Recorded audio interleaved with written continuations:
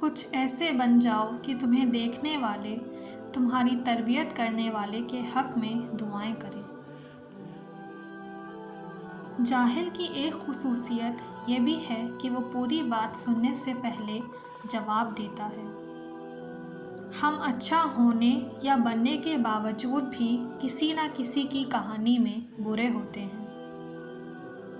قبر کی تنہائی سے پہلے بھی قدرت ہمیں کئی بار تنہا کرتی ہے تاکہ ہم خالق کی حقیقی تعلق کو سمجھ سکیں۔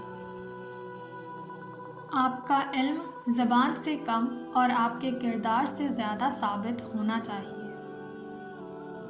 ہر چیز ہم لوگ پیسوں سے خرید سکتے ہیں، لیکن عزت، نصیب اور قسمت نہیں خرید سکتے۔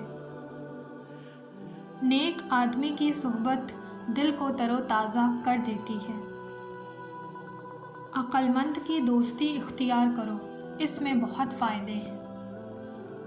بری عادتوں کو اپنانا آسان، نبھانا مشکل اور چھوڑنا ناممکن ہے۔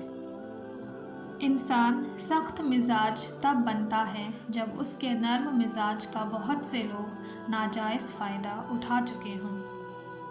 جھوٹ وہ خطرناک بیماری ہے جو عزت کو کھا جاتی ہے۔ ضروری نہیں کہ کچھ غلط کرنے سے دکھ ملے، حد سے زیادہ اچھے کی بھی قیمت چکانی پڑتی ہے۔ خود کو سب سے بہتر سمجھ لینا یہ ایک ایسی بیماری ہے جو انسان کو کسی قابل نہیں چھوڑتی۔ غلطی کو غلطی جان کر بھی اس کی اصلاح نہ کرنے والا ایک اور غلطی کرتا ہے۔